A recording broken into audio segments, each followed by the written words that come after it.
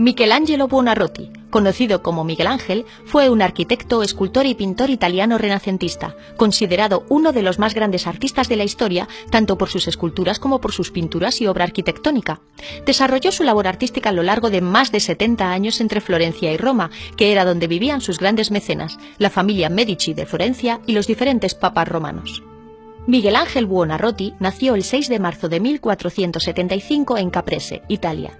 Su padre le castigaba por dibujar en lugar de hacer sus deberes. No quería un hijo artista. A su juicio, la dignidad de la familia no podía admitir un oficio tan bajo. Pero como Miguel Ángel no le obedecía, lo llevó en 1488 al taller de un pintor, Ghirlandaio, quien lo contrató como aprendiz y afirmó más tarde que todo lo que sabía Miguel Ángel se lo debía a él. Sus primeras obras artísticas despertaron la admiración de Lorenzo de Medici, apodado el Magnífico, uno de los hombres más ricos de Europa, quien había creado en el jardín del palacio una escuela de escultura. Se encontraba Miguel Ángel esculpiendo un fauno cuando pasó por allí Lorenzo y, a modo de crítica, le preguntó cómo era posible que un fauno tan viejo tuviera una dentadura tan completa. Miguel Ángel, de un solo golpe de martillo, rompió uno de los dientes del fauno. Entusiasmado por esta combinación de temperamento y habilidad, Lorenzo lo llevó a su palacio, lo acogió y le empezó a encargar sus primeros trabajos. Miguel Ángel tenía solo 15 años. Vivió allí durante 3 años y mientras esculpía sus primeras obras en mármol, asistía con los hijos de Lorenzo a las clases impartidas por los grandes maestros humanistas de Florencia. Hay que decir que años más tarde, un hijo y un sobrino de Lorenzo, el Magnífico, acabarían siendo papas, León X y Clemente VII. Parece que al joven Miguel Ángel le vino muy bien estar en contacto con ellos. En una ocasión, Miguel Ángel abandonó en secreto el palacio de Lorenzo y se metió en una iglesia para escuchar a Savonarola, predicador de gran fama, quien condenaba la inmoralidad de su tiempo. El hermano mayor de Miguel Ángel, Leonardo, se hizo seguidor de Savonarola y se metió a fraile dominico. En 1492 fallece Lorenzo el Magnífico y Miguel Ángel tuvo que huir de Florencia porque veía venir una gran rebelión. El pueblo derrocó a Piero de Medici, hijo de Lorenzo, y por un tiempo se instauró en la ciudad una teocracia, es decir, un gobierno sometido a las leyes divinas, dirigido por Savonarola. Miguel Ángel fue a Venecia y luego Bolonia. En 1496 decidió partir hacia Roma, ciudad que había de verle triunfar. 2 años más tarde, Florencia se convirtió en una república, ejecutaron a Savonarola y Miguel Ángel regresó a casa. Después vuelve a Roma, donde esculpe en mármol su magnífica Piedad, que representa el dolor de María que tiene en sus brazos a Cristo yacente. Miguel Ángel no había realizado todavía ninguna obra importante en su ciudad natal, por lo que tomó una postura agresiva para que le encargasen a él la escultura del David, lo que generó tensiones con el resto de los escultores florentinos. Luchó durante 2 años con un bloque de mármol de Carrara para extraer de él la figura de David, una figura portentosa y atlética de unos 5 metros de alto. En 1505, Julio II fue elegido papa y quiso hacer cosas grandes. Por eso, llamó a Miguel Ángel para que fuese a Roma para diseñar y construir su sepulcro. Miguel Ángel presentó al papa un diseño complejo con 40 estatuas que le deleitó.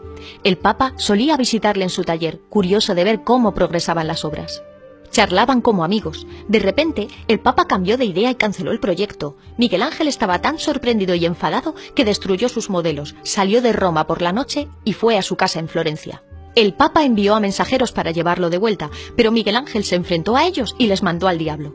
En ese momento el ejército del Papa acababa de conquistar la ciudad de Bolonia y, muy temeroso, Miguel Ángel viajó allí para pedirle perdón al pontífice.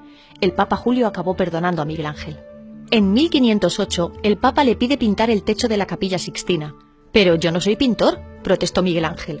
Había pintado muy poco y Julio II quería que se pusiese a cubrir 1000 metros cuadrados de techo. Julio II no hizo caso a sus quejas. Miguel Ángel tuvo que obedecer. Tardó 4 años en pintar el techo de la Capilla Sixtina y fue la tarea más difícil de su vida. Allí, apoyando su espalda en un andamio, decora el techo de la capilla con las famosas escenas del Antiguo Testamento. La creación. Dios Padre extiende su mano derecha y toca el dedo lánguido de Adán y así lo crea. El pecado original y otras muchas más.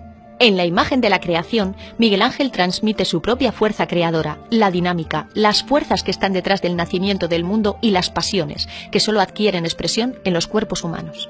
La Capilla Sixtina presenta unos 50 desnudos femeninos y masculinos, pero no paisajes ni motivos vegetales. Aquí todo es fuerza atlética, los cuerpos musculosos de Miguel Ángel no son sensuales, sino fuertes. Pintaba como esculpía.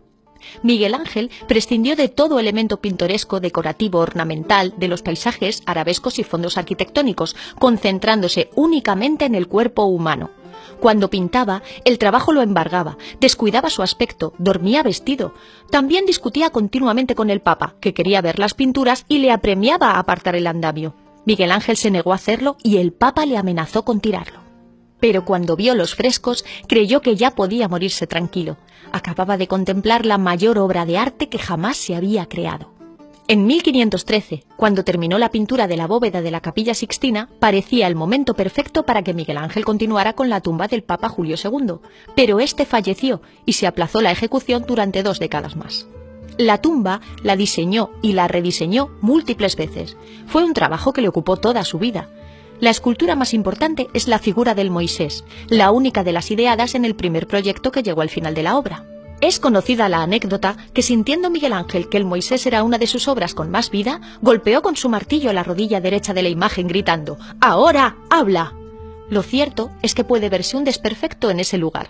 Finalmente, después de la muerte de Bramante y de Rafael, Miguel Ángel consiguió la total confianza del papado. El gran retardo con que Miguel Ángel obtiene en Roma el reconocimiento oficial ha de ser atribuido a la heterodoxia de su estilo. Le faltaba lo que Vitruvio llamaba decorum, es decir, el respeto por la tradición. Y así fue envejeciendo, acosado por los papas. Conoció a 8, que reclamaban el honor de que el artista trabajase para ellos. En su última etapa de su vida estuvo centrado sobre todo en trabajos de arquitectura. En 1535 aceptó el encargo del Papa Paulo III para trabajar de nuevo en la Capilla Sixtina, donde realizó el grandioso juicio final.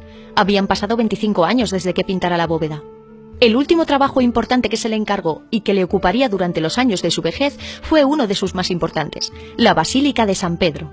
Antes de ver acabada su obra, en 1564 le llegó la muerte. Tenía casi 90 años. Miguel Ángel probablemente es el artista más completo de la historia. Dominó a la perfección pintura, escultura y arquitectura. También escribió magníficos poemas, por lo que se puede decir que destacó en 4 de las artes mayores: pintura, escultura, arquitectura y literatura.